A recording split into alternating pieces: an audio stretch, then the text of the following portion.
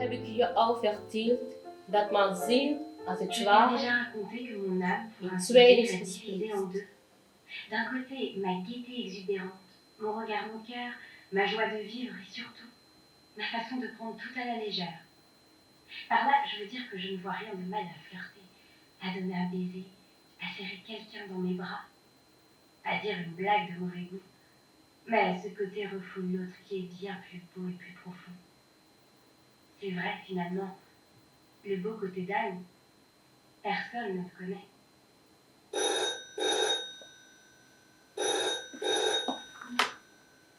Hebben, kan ik je helpen? Oui, notre interview. Oui, je l'ai bien reçu.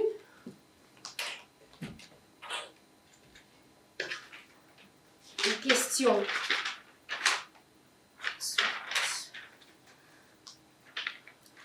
Oui, ils me vont très bien.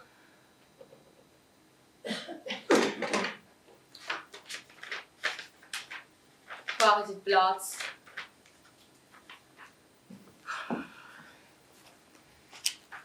Waar is mijn interview?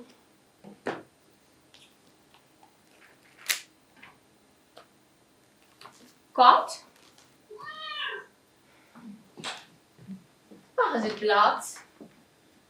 Heb je het opgegeten? Heb je het toe?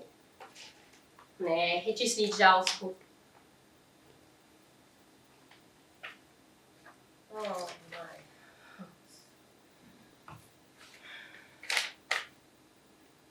TV France interview pour l'émission Du côté du chef Fred. Adresse 17h, téléphone. L'émission sera en direct pour nos 5 millions de téléspectateurs.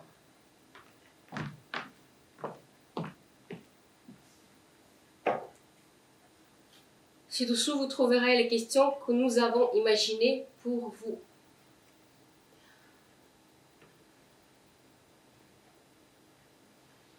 Mademoiselle Byrne, parlez-nous de ce film Breakfast at Tiffany's.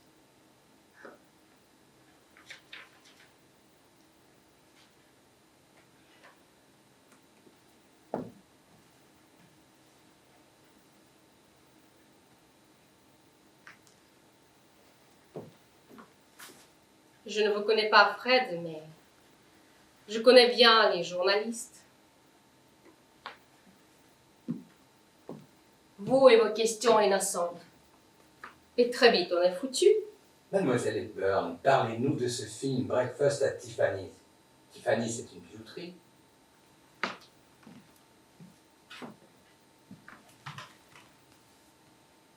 C'est bien ça. La jeune femme est très excitée de se promener sur la 5e avenue avant d'aller rendre visite à un vieux mafieux en prison. Et elle s'arrête devant la bijouterie, fascinée par les diamants. Quel genre de fille c'est? Elle est ce qu'ils appellent en Amérique une cook. C'est-à-dire? Eh bien, c'est quelqu'un de gai et de vertigineuse. Comme vous? Je ne suis pas tout à fait comme ça.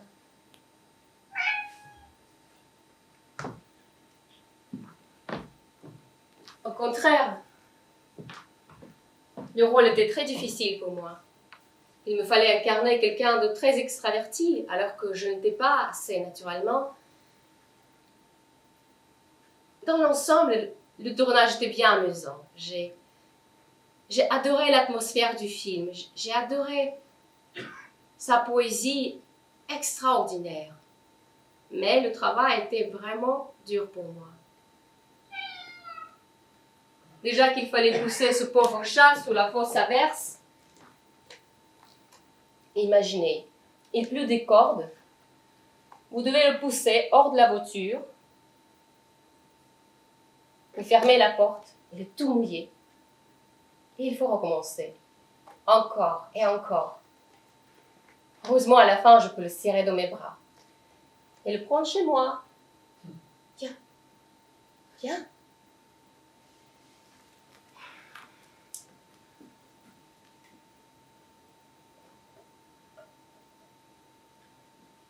En fait, Le rôle était fait sur mesure pour quelqu'un de très différent. C'était plus une grande star d'Hollywood.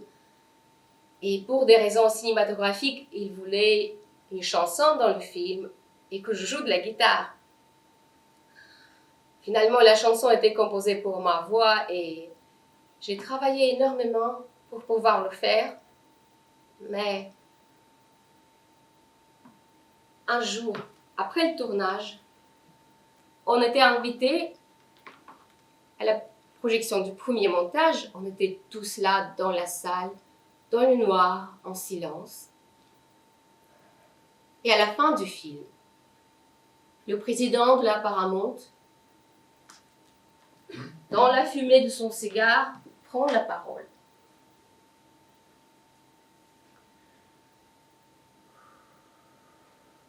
Good job, guys. Very well.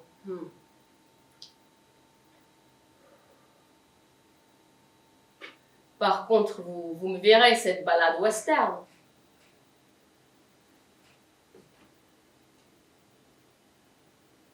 Je crois que je n'ai jamais raconté ça à personne. J'étais assise là derrière, dans l'ombre. Je me suis levée et j'ai dit « Il faudra me passer sur le corps. » C'était la seule chose qui m'était proche dans le film.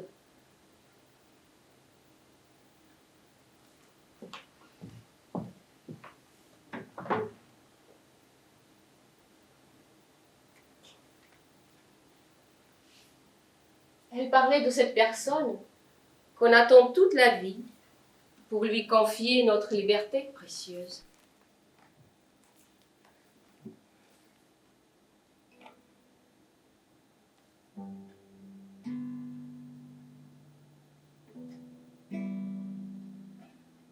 Peu importe si l'on est sûr d'avoir à côté de soi quelqu'un qui vous comprenne et que l'on n'ait à partager avec personne.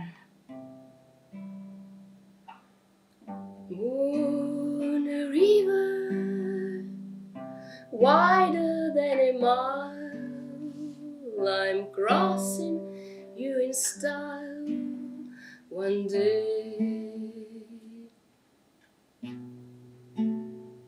Oh, dream maker, your heartbreaker, wherever you're going, I'm going your way.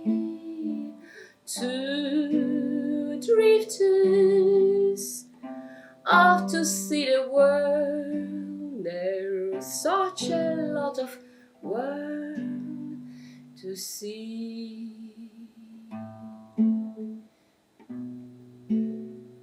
We're after the same rainbow's end, waiting round the bend, my huckleberry friend, moon, river, and beam.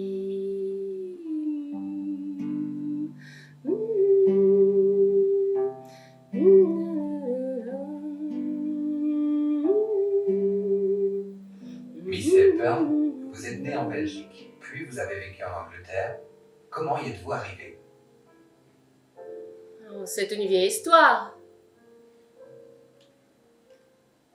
Mais oui, c'est bien ça.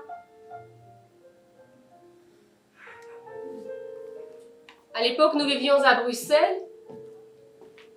Quand j'avais 8 ans, mon père est parti. Il s'est installé à Londres et j'étais envoyée dans un pensionnat religieux dans le Kent, à Elam. Je dois vous dire, Elam était un endroit merveilleux. On vivait dans un château, entouré de jardins, des allées en gravier blanc qui serpentaient autour des rosiers où chantaient des oiseaux, comme dans un conte de fées.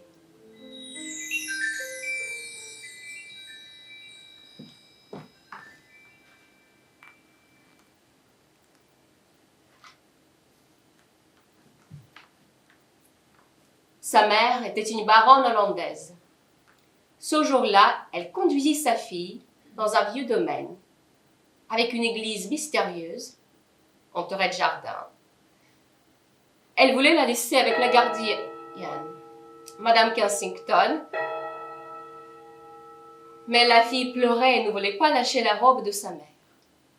Alors la baronne lui dit: «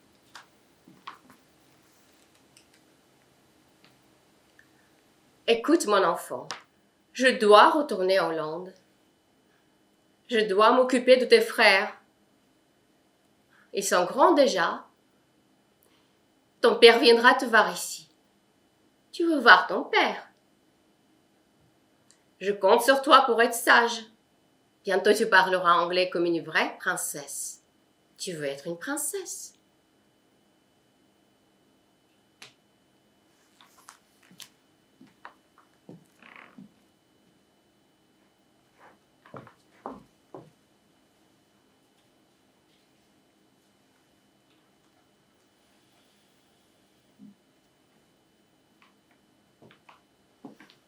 The rain in Spain stays mainly on the plain.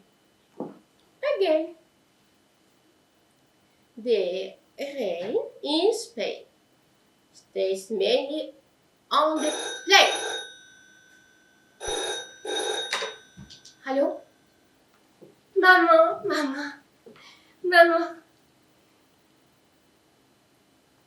Mes cours de ballet, je les adore, maman. J'aurais aimé venir danser pour toi. Quand je viendrai en Hollande. Oui, nous étudions l'histoire et on chante des nouvelles prières. Une prière le matin et une autre le soir. Et j'ai du mal à m'endormir, maman.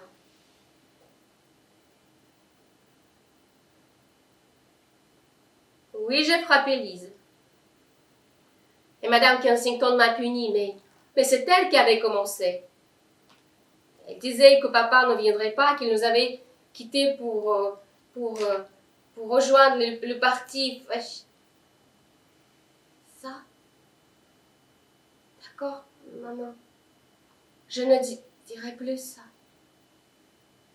Mais vous savez quand il viendra? Maman, les autres filles, leurs pères viennent toutes les semaines. D'accord, maman. Of course. I'm very, very glad. Et vous, maman, vous venez? Maman? Maman?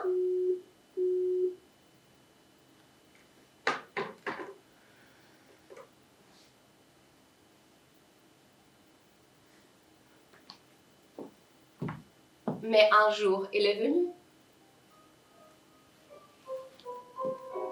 Audrey, tiens ta tête, tu ressembles à un cheval triste.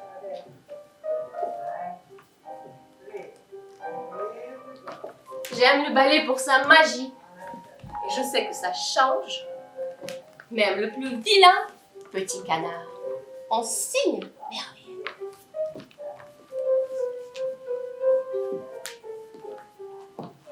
Madame Kensington entre dans la salle.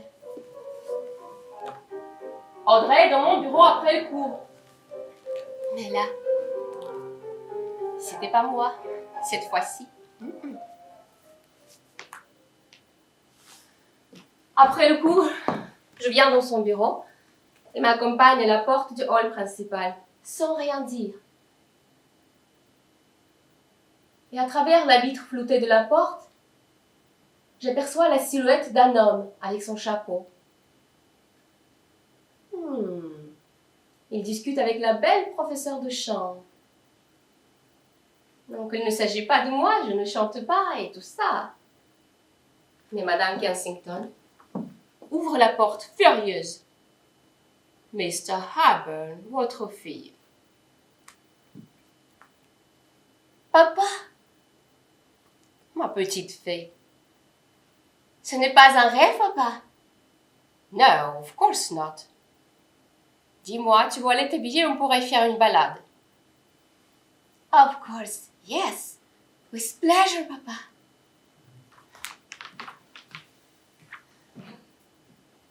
Tout me paraît étrange maintenant.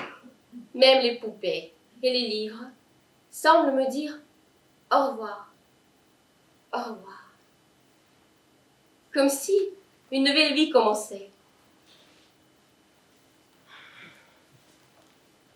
Je vais mettre ce manteau. Il est très joli. Et mon foulard bleu, cadeau d'anniversaire de ma mère. La dernière fois, un des professeurs a dit que j'étais ravissante dans cette tenue. There is no bananas today. There is no bananas. Ça y est, je suis prête. Et s'il me gardait avec lui, comme ce serait bien. Au revoir.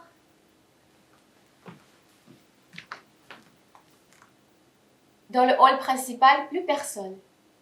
Silence étrange. Papa?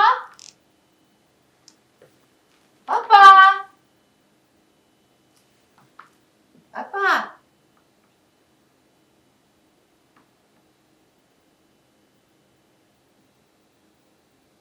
Papa?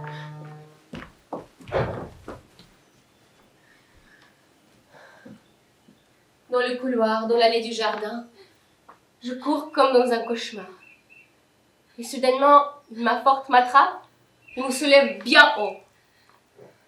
Où vas-tu, ma petite fée?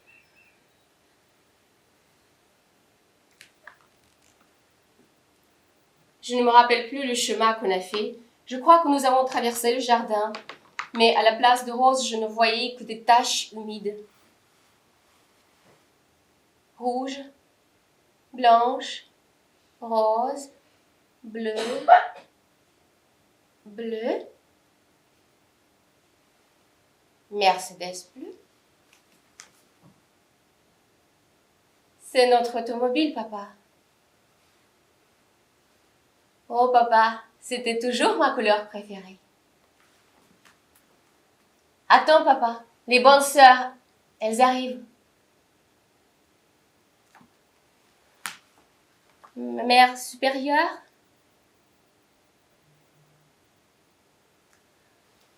Enfin, on s'installe dans les sièges tout doux en cuir beige. La porte se ferme et nous partons, comme dans un film.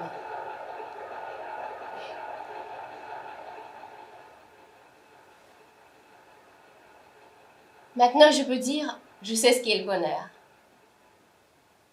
C'est quand les feuilles de printemps te saluent. Mes mains sont tellement petites. Comment faire pour m'en souvenir quand je serai grande? Qu'est-ce que tu es drôle, belle et drôle. Tu seras même plus belle que ta mère. Mais tu sais ce que je veux, papa, le plus au monde? Je veux que ce voyage continue à jamais. Moi et papa.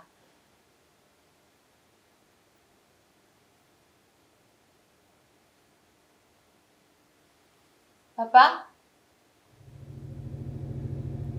Tu m'aimes?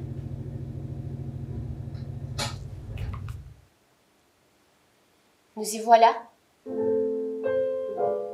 Tu habites ici, papa? Oh, c'est un bar. Tout le monde nous regarde.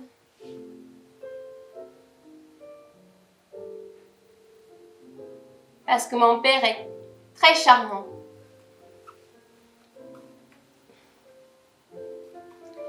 Nous avons commandé deux limonades avec des bulles et un gâteau à la crème. Les gens sont tous à table, sauf un homme et une femme qui dansent. Elle a mis sa tête sur son épaule.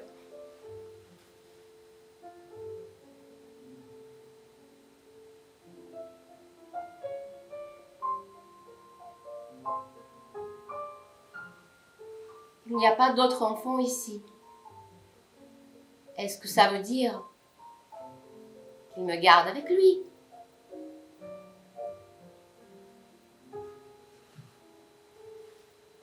Mademoiselle, vous dansez? Of course I do, papa. J'étais un peu grande, mais il m'a pris dans ses bras comme si je n'étais qu'une plume de cygne. Et nous aussi, nous dansons.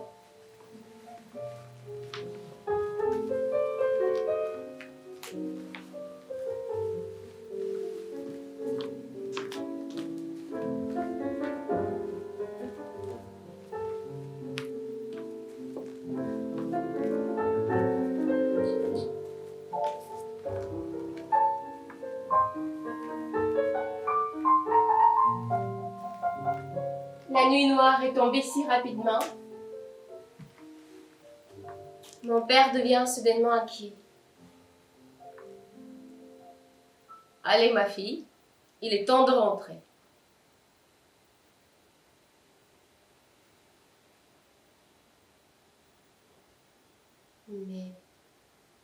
Mais papa,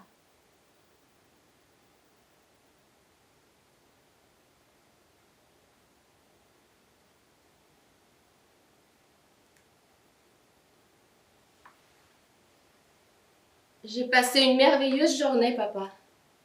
Je m'en rappellerai toute ma vie. Mais la semaine prochaine, tu reviens sans faute, d'accord, papa?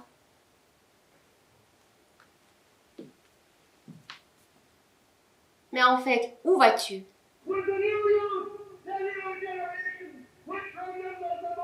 tu es sûr que je ne peux pas venir avec toi? Et pourquoi? Ils t'ont choisi. Écris-moi, papa. Papa!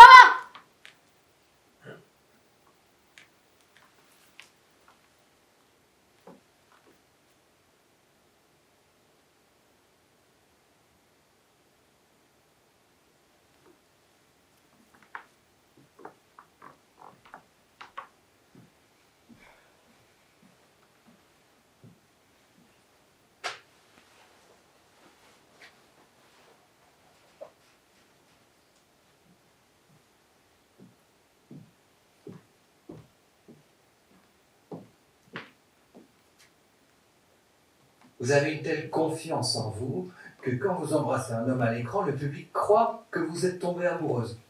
Alors qu'il est 2 fois plus âgé que vous, il pourrait être votre père. J'ai eu la chance de travailler avec des grandes stars. Vous savez, à l'époque, pour devenir une vraie star, il fallait des années et des années. Il est vrai que je prouve une profonde tendresse pour mes partenaires de film. Certains sont devenus de vrais amis. Rex Harrison, Cary Grant, Gregory Peck. Fred Astaire, c'était différent.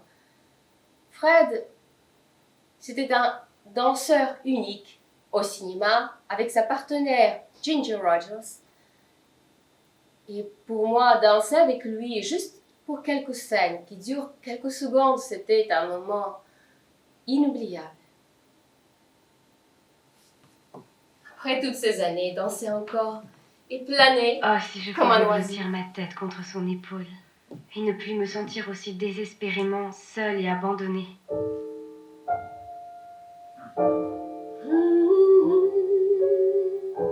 Salty tears, where have I been all these years?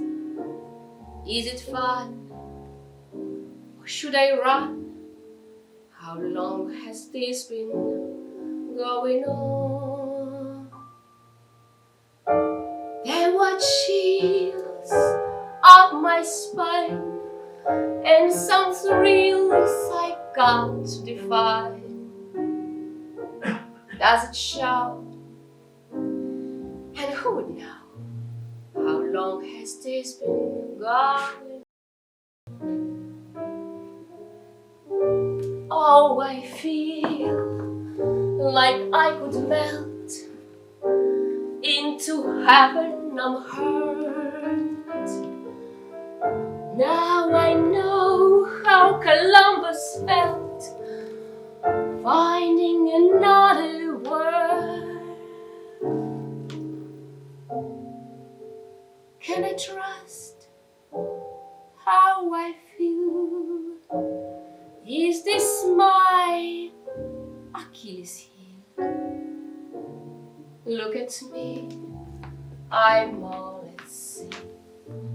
How long has this been going on?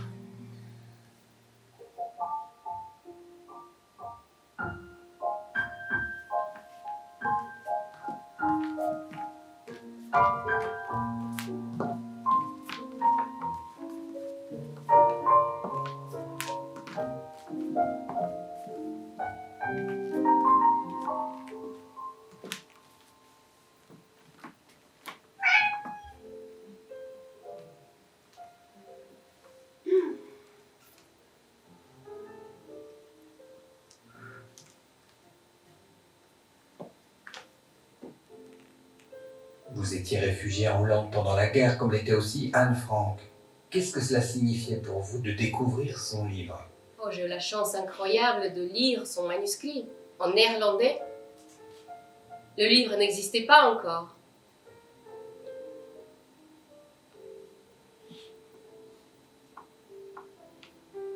C'était 2 ans après la guerre.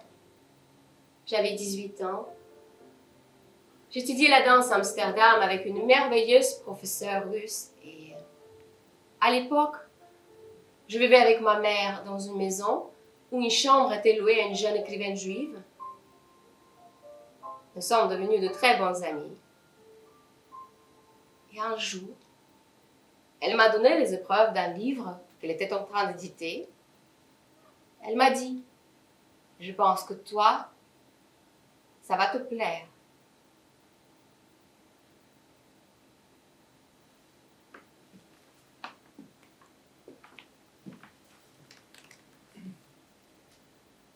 Je dois vous dire, les lettres de cet incroyable enfant m'ont profondément bouleversée.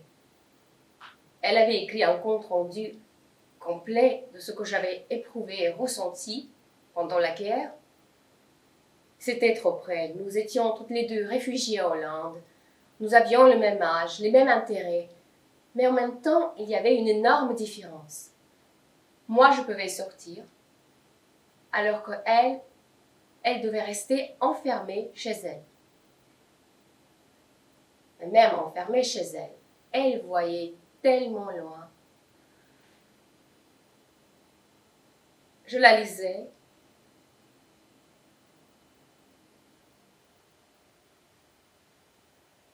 Et je pleurais.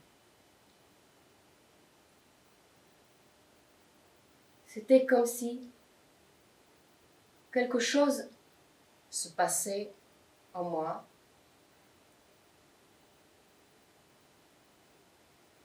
Et pendant des semaines, j'ai eu des cauchemars. C'était souvent le même. Ma mère monte dans un train étrange qui reste en gare.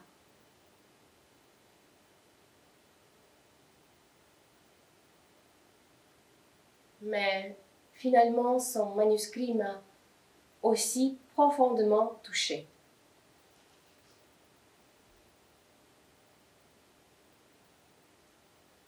C'était les propos de mon âme sœur, plein de force, de joie, de lumière, comme celle des fleurs qui s'épanouissent et prospèrent, qu'il ne pleuve pas, qu'il pleuve trop, ou lors d'un incendie. Et quand elles poussent à travers la pierre, avec cette innocente rage de vivre, en pleine solitude, jusqu'au jour où quelqu'un les arrache.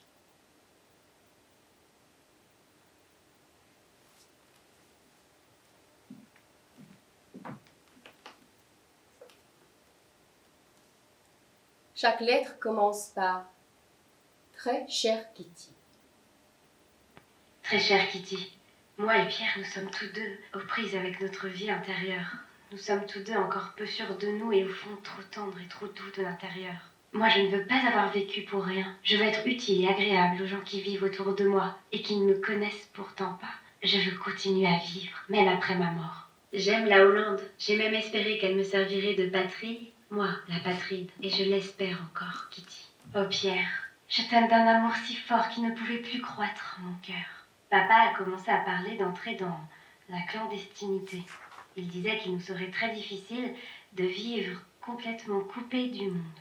Mais tu vois, Kitty, je vis encore. Et c'est le principal, dit papa. Oui, c'est vrai, je vis encore. Mais ne me demande ni où, ni comment. Grâce à papa, qui avait emporté à l'avance toute ma collection de cartes postales et de photos de stars de cinéma, j'ai pu faire de ma chambre une gigantesque image. C'est beaucoup plus gai comme ça. Moi aussi, j'avais 10 ans quand je suis arrivée à Amsterdam. La guerre a commencé quelque part très loin et quand elle est venue en Angleterre, ma mère a exigé que je quitte Elam. Elle disait, la Hollande est neutre, elle le sera toujours. Quand nous sommes partis, les panneaux sur la route étaient inversés. Les Anglais voulaient tromper les visiteurs indésirables et il nous fallait un plan pour quitter le lieu. Après tout ça, la vie en Hollande semblait si douce et calme. Nous sommes installés tous ensemble à Arnhem, ma mère, moi et mes 2 demi-frères. Nous avons acheté une grande maison près de la rivière où il y avait un vieux moulin. C'était mon endroit secret. Mes 2 oncles habitaient juste à côté. On se rendait souvent visite et on passait de longs moments à table. Et les dimanches, c'était une tradition. J'allais avec ma mère au marché. Il y avait toujours plein de poussettes. Et je l'embarrassais en essayant de prendre les bébés dans les poussettes et les serrer dans mes bras. Ma mère était plutôt froide avec moi et moi j'avais un immense besoin de donner de tendresse et d'amour. Mais je lui suis reconnaissante. Elle a fait tout pour que je puisse continuer mes études de ballet pendant la guerre. Elle me disait toujours, tu vas réussir, tu peux réussir tout ce que tu veux.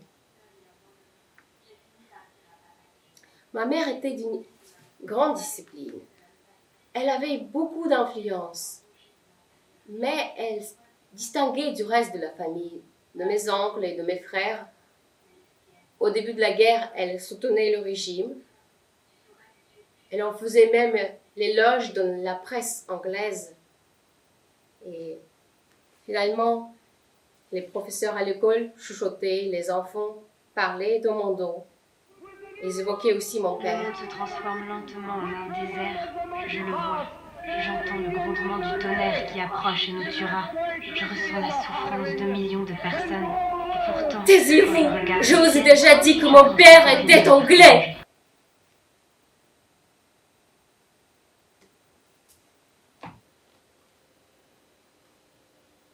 Maintenant, la guerre est là, chez nous en Hollande. Un tas de voitures et de camions. Ils arrivent et arrivent, comme s'ils n'allaient plus jamais repartir. Maintenant, à la gare, les wagons à bestiaux sont remplis des familles, des personnes âgées et des enfants. On dit qu'ils vont à la campagne. Oh, c'est très difficile à comprendre. Tenez, maman, un petit garçon tout seul sur le quai, sans parents. Celui qui porte un manteau trop grand pour lui. Allez, on peut le prendre avec nous. Vous voyez comme elle est pâle et faible.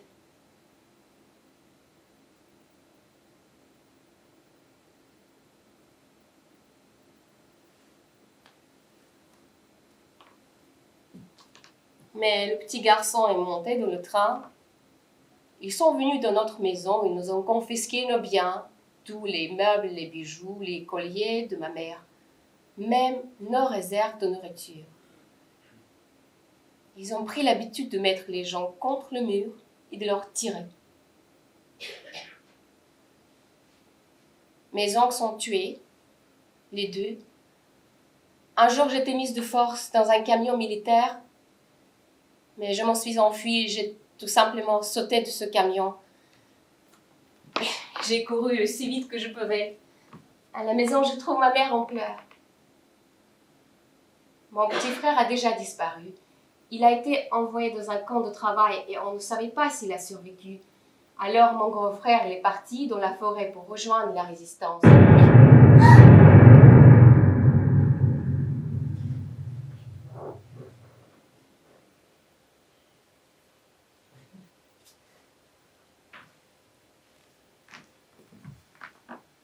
Que dans le ballet, l'âme est libre. Que dans le ballet, la vie est belle.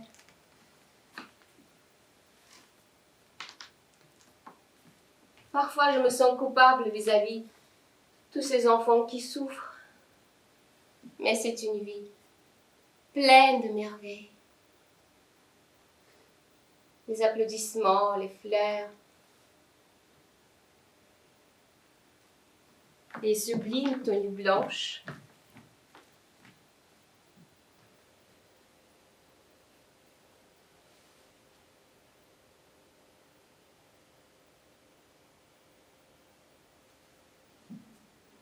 Allô? Welcome. Bienvenue au récital clandestin. Nous sommes réunis ici afin de récolter de l'argent et aider la résistance. Après chaque numéro, vous êtes priés de ne pas applaudir. Si les soldats nous ont fusillés.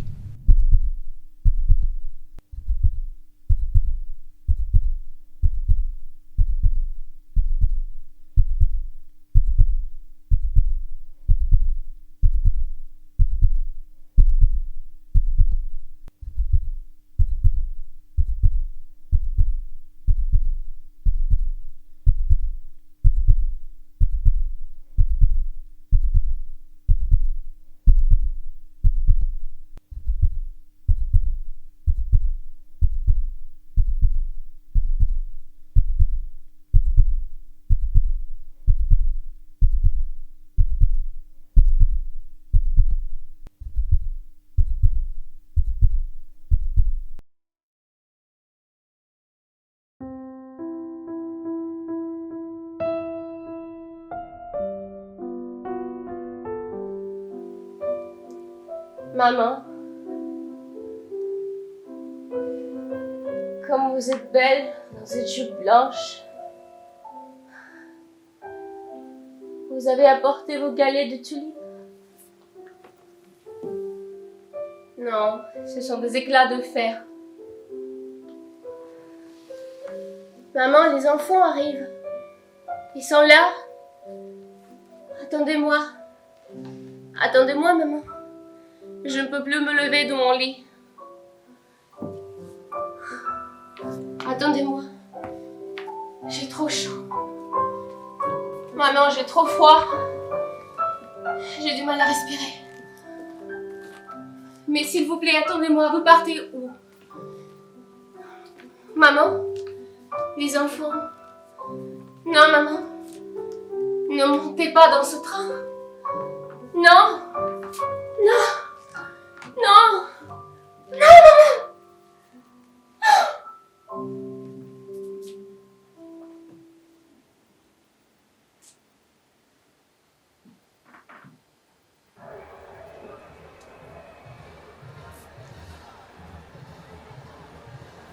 Maman? Pourquoi les gens chantent dans la rue?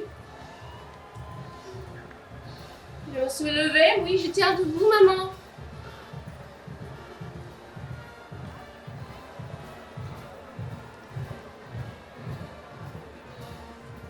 Tu vois, il y a des soldats. Ils sont partout, les soldats. Ils parlent anglais. Nous sommes libres.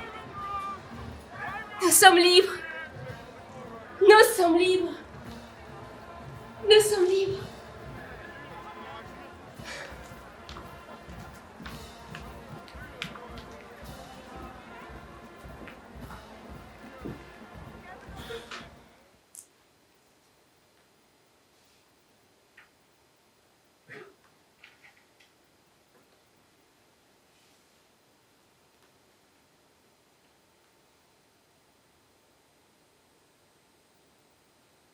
Très chère Anne,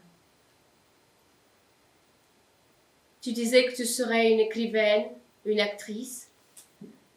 Tu l'avais rêvé souvent. J'ai survécu contrairement à toi. Alors, je vais te promettre de faire tout mon possible pour devenir une vraie ballerine,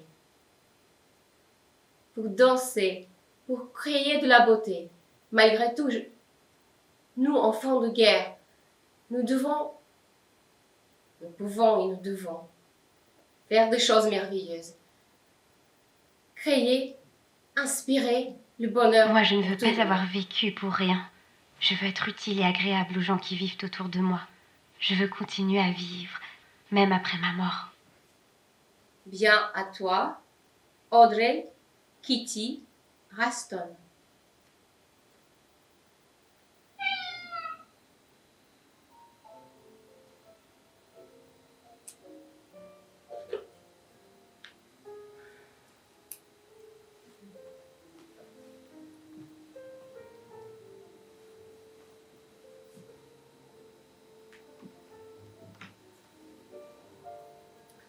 Vous savez, Fred,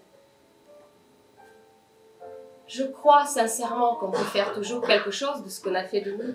Une petite parenthèse. Audrey, la Belgique, la Hollande, l'Angleterre et maintenant vous vivez en Italie. Quelles raisons vous ont motivé pour vous installer au cœur de Rome? N'allez-vous pas me considérer comme une philosophe barbante si je vous dis que, pour moi, bref, c'est seulement à Rome que je me suis sentie enfin chez moi. Et tous ces gens simples et libres et généreux, la ville, l'air, et ces gens qui passent tout leur temps avec leur famille, leurs enfants, et qui se sentent libres. J'ai absorbé ces sentiments. J'ai fondé ma famille ici.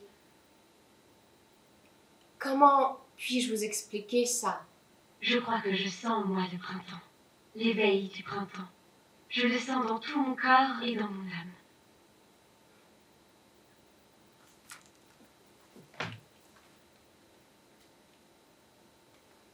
Ecco la mia dolce casa per tanti anni felici, con i miei bambini meravigliosi. E qui ho incontrato il mio primo amore.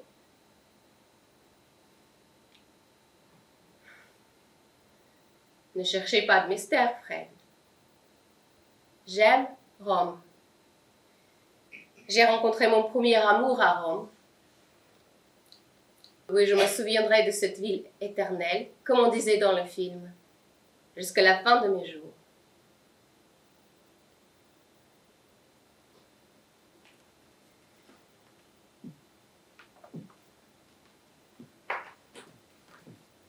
Mais avant de vous installer à Rome, vous êtes revenu en Angleterre, où vous avez rencontré William Wyler, le réalisateur de Vacances romaines.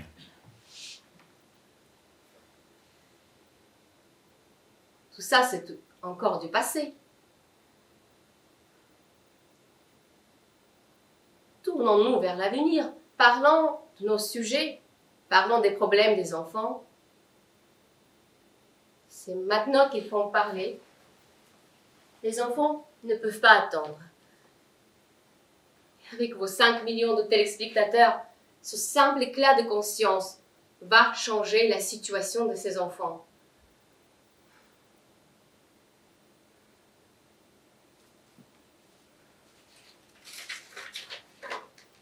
C'était ma seule condition pour laquelle j'ai accepté votre interview.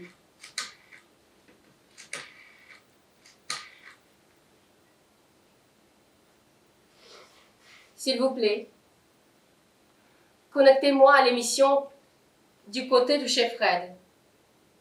Je ne sais pas. Avec le directeur. Je ne sais pas. Frédéric Mitterrand. Je ne sais pas. Qui vous voulez, même le président en personne, cela m'est égal. François Mitterrand. Non, passez-moi Frédéric, Fred.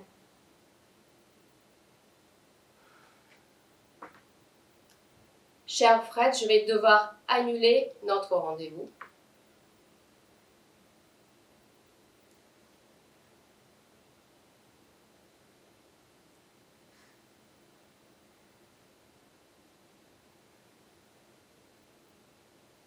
C'était le début d'une période miraculeuse dans ma vie. Nous avons quitté la Hollande, nous sommes retournés en Angleterre. À Londres, j'avais plus de chances de réussir dans le ballet, mais nous n'avions plus du tout d'argent et ma mère a dû faire toutes sortes de petits boulots pour nous faire vivre dans cette ville. Nous sommes devenus vraiment pauvres. Puis je cherchais mon père. Je me suis adressée à la Croix-Rouge.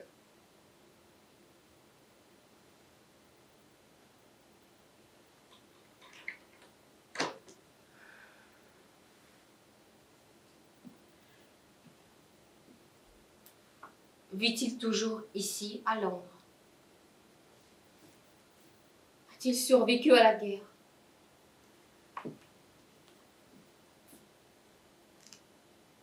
Me cherche-t-il? Nous avons changé de pays 2 fois. On a tellement voyagé. Comment me trouvera-t-il?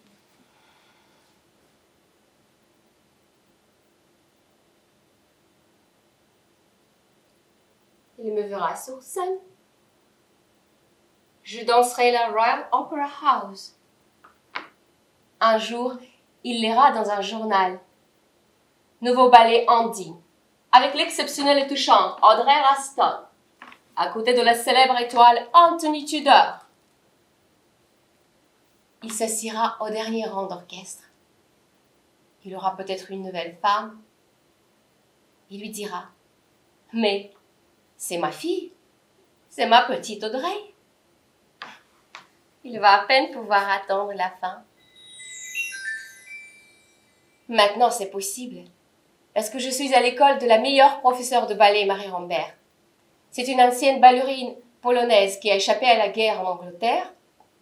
Et maintenant, elle a une grande compagnie de danse, reconnue dans le monde entier. Marie Rambert m'a acceptée dans son école, bien que je n'ai pas tout à fait un corps de ballerine. Elle m'a vue danser. Elle a remarqué que j'étais trop grande et que je manquais d'entraînement. Mais elle m'a dit « Il ne faut jamais laisser la guerre détruire une ballerine. »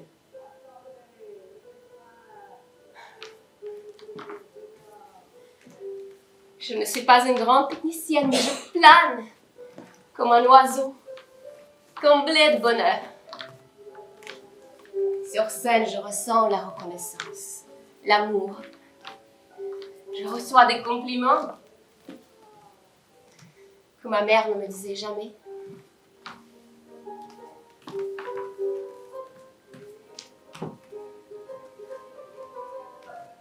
Royal Mail, Audrey Raston, Covent Garden.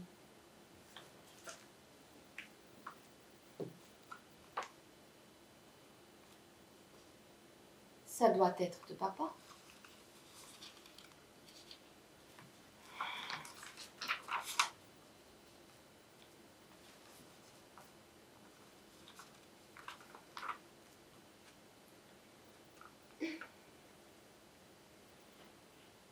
Audrey, I extremely regret that you have not been accepted by jury to our ballet troupe. Vous n'avez pas été sélectionné pour rejoindre notre corps de ballet. I wish you great success. And now, quelle que soit la voie que vous choisissez, le ballet vous donnera toujours de la force pour toute la vie. Marie Rambert Dancers.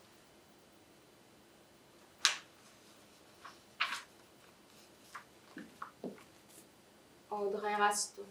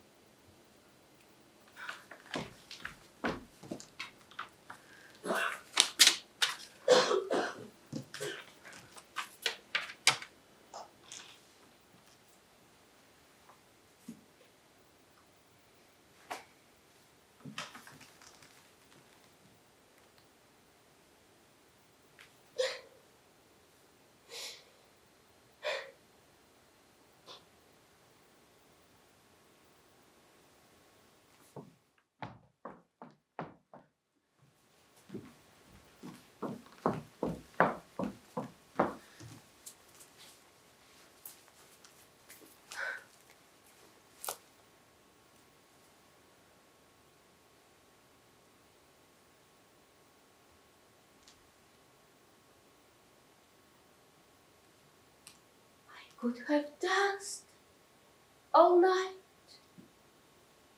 I could have danced all night. Dans n'importe quel chagrin, And still have bed for more. il subsiste quelque chose de beau. I could have spread Si on le regarde, on est frappé par la présence d'une joie and done a thousand de plus en plus forte et l'on retrouve soi-même son I équilibre. never done before.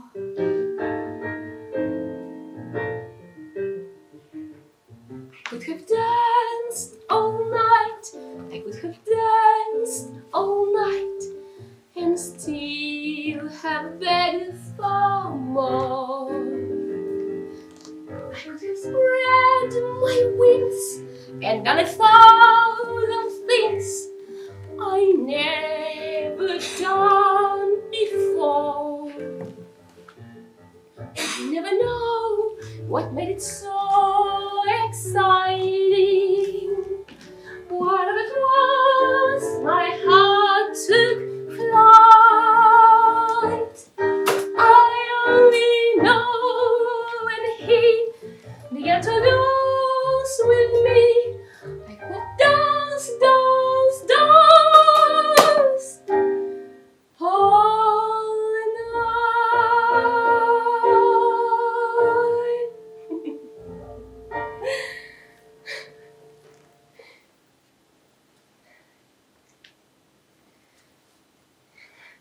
J'ai rencontré Colette à Monte-Carlo, à l'hôtel au bord de la mer. J'ai vu une dame en fauteuil roulant qui m'a fait signe. Elle m'a parlé, elle m'a dit de très belles choses. C'était pendant le tournage de Nous irons à Monte-Carlo. Et à l'époque, j'ai travaillé en tant que danseuse coryphée du cabaret de l'époque et je faisais un peu de cinéma juste pour gagner 1 ou 2 shillings de plus et aider ma mère. Très rapidement, Colette m'a proposé d'incarner le premier rôle dans sa pièce Gigi, qui sera mise en scène à New York par un ami à elle, Raymond Rouleau, de la Comédie Française. Colette semblait joyeuse et insouciante, mais son regard était mélancolique et en même temps têtu. Elle m'a regardé dans les yeux et m'a dit « Je cherche désespérément une jeune femme qui peut faire une fille de 15 ans et qui parle anglais avec un accent parisien. Toi, tu as un accent qu'on ne peut pas reconnaître. C'est très bien. Mais tu vas l'adorer. C'est une belle histoire d'amour entre Gigi et Gaston, un jeune héritier de 30 ans, qui se termine par un mariage. Audrey, tu es ma Gigi. J'ai trouvé un trésor sur la plage.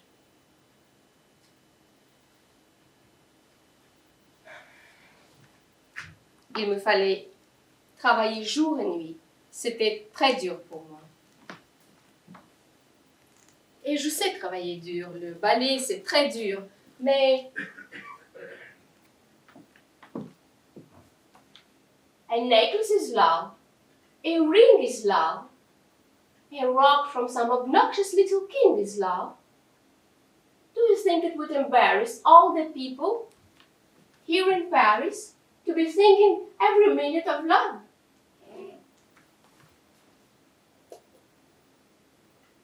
Monsieur Rouleau, je ne peux pas être joyeuse et triste tout ça en même temps. Je ne comprends pas comment je peux rire quand je suis triste, comment je peux pleurer quand j'ai envie d'éclater de rire. Comment on peut avoir ces vraies choses sur commande?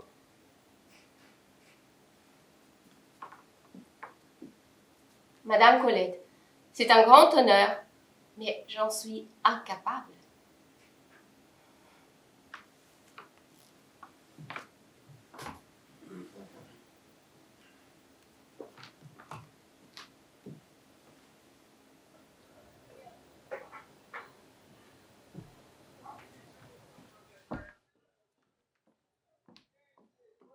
Hello, Nia.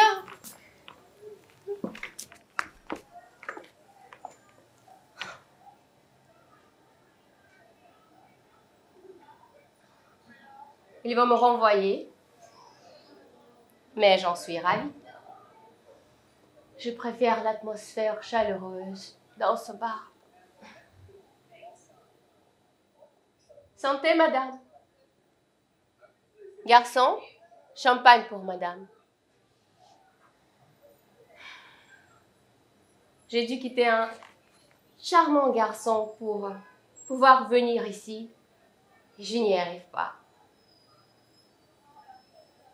Parce que je ne peux pas ce que je ne suis pas. Je ne peux pas. Sinon, je serais ce que je ne peux pas.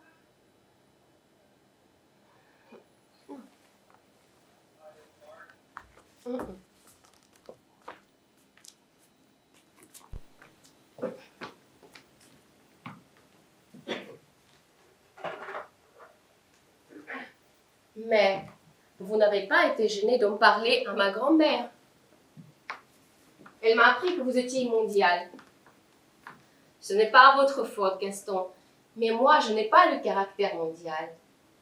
J'ai vu une vie sans toutes ces histoires de coucher dans votre lit, des colliers de diamants, et que tout le monde le sache. C'est vrai, nous sommes amis, mais tout de même, quoi. Il s'agit de ma vie. Alors, voilà ma réponse. Ça ne me va pas.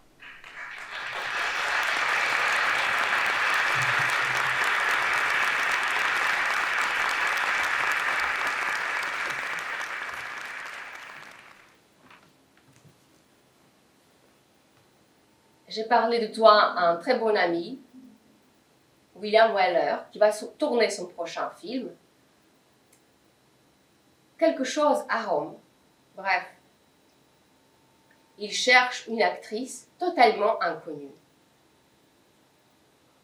S'il ne trouve pas Elizabeth Taylor dans l'option,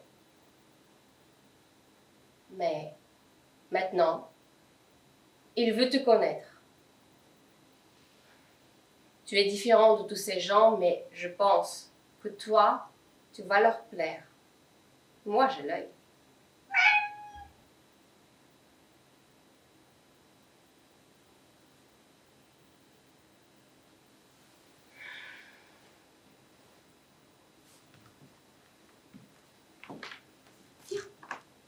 Tiens. Enfin, Fred, je pense être quelqu'un de très chanceux. C'est une chance de rester en vie, que l'UNICEF peut venir nous aider aux enfants à la fin de la guerre. C'est une chance de pouvoir faire les films avec tous ces grands réalisateurs et d'assurer ainsi l'avenir de mes enfants. Je comprends ça. Vous recherchez une perfection dans tout ce que vous faites, dans votre look, dans vos tenues. Vous êtes l'icône du glamour absolu.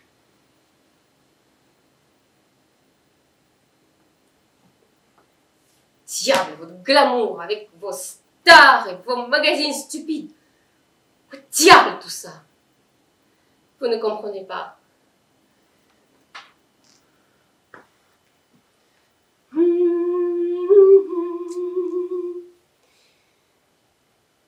Les honneurs, c'est fini. Quand la star vieillit, on perdra tous nos charmes, mon ami.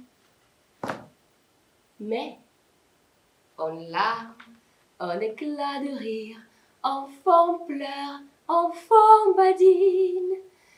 Les enfants sont notre avenir.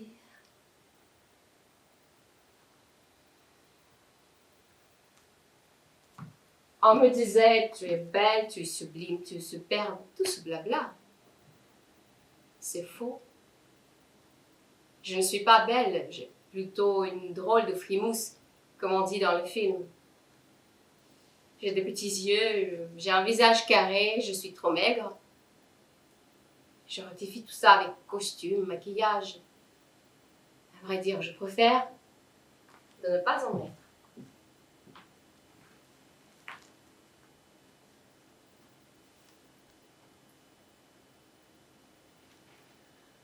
Alors, je vais venir comme ça pour l'interview.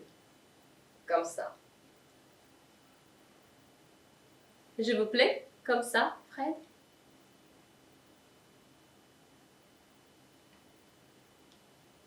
Vous êtes belle. Qu'est-ce que cela veut dire?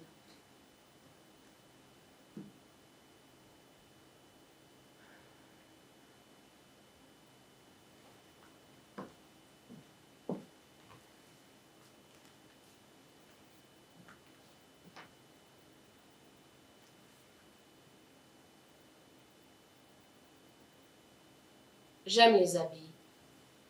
C'est peut-être mon péché mignon, mais je pense que la beauté d'une femme n'est pas dans ses vêtements, elle n'est pas sur son visage ou dans la façon d'arranger ses cheveux. Elle est dans ses yeux, car c'est la porte ouverte sur son cœur, la source de son amour. Je ne suis pas riche, pas jolie et pas brillante. J'aime les gens. Je suis heureuse.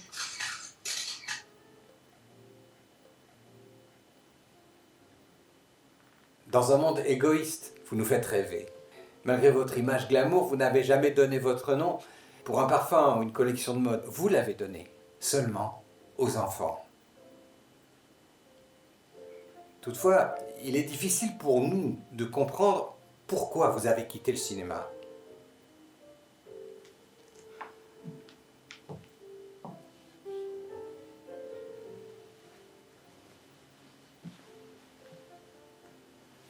Je n'avais plus rien à donner au cinéma. Rien. Tous ces rôles qui correspondaient parfaitement à ma personnalité étaient aussi mes limites. Je ne suis pas devenue une vraie comédienne. Je n'ai jamais pu déclamer du Shakespeare, ce genre de choses.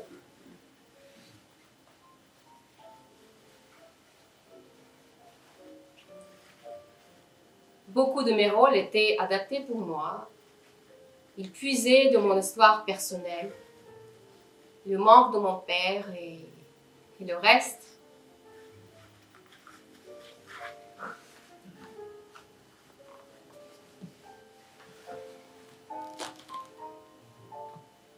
À Hollywood, ils ont fait tellement d'efforts que mes défauts sont devenus icônes, des symboles que je ne voulais pas forcément représenter.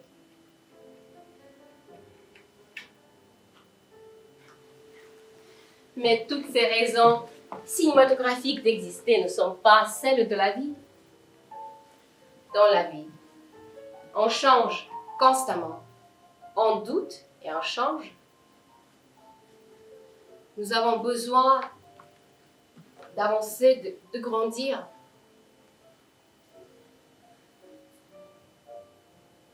Nous avons reçu de l'amour et on en donne. L'amour, ce sentiment mystérieux et profond, qu'on aime tellement voir au cinéma. C'est aussi la force la plus importante dans la vie. Il faut donner cette force aux enfants. À l'âge de 8 ans, leur cerveau est en train de chercher des réponses aux questions les plus complexes sur la vie, sur leur rôle dans le monde. Il est indispensable de leur donner de l'attention, de leur apprendre des valeurs, de leur donner de la confiance. Nier l'enfance, c'est nier la vie.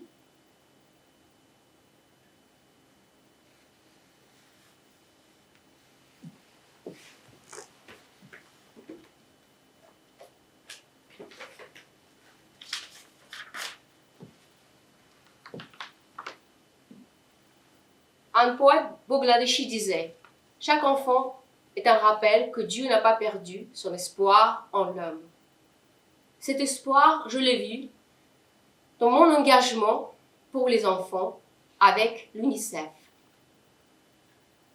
À l'UNICEF, je suis simplement un témoin pour les enfants dans leurs besoins.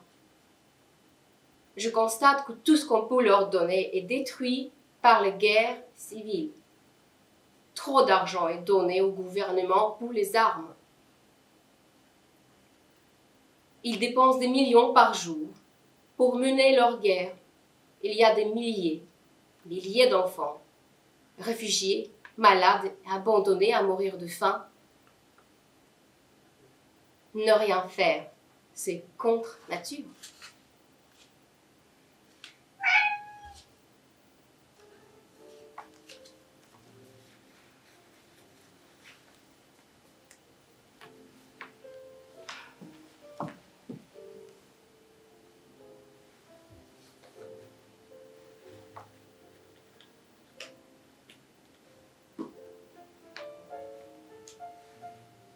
Vous savez, Fred, c'est le mystère le plus merveilleux de la vie. Tout change constamment.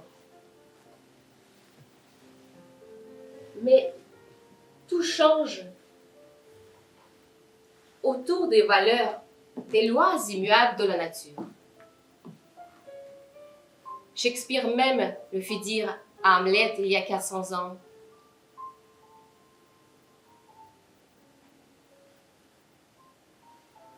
Doutez que les étoiles soient de flammes.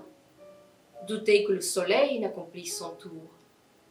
Doutez que la vérité soit menteuse, infâme. Mais ne doutez jamais que je vous aime.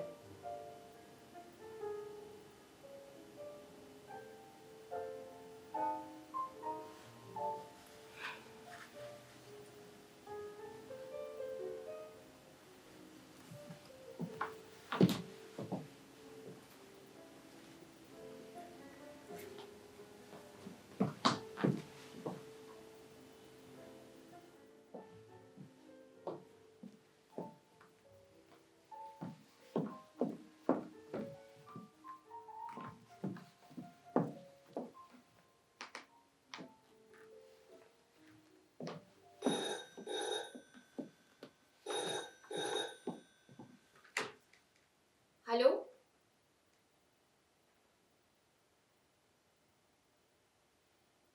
Papa?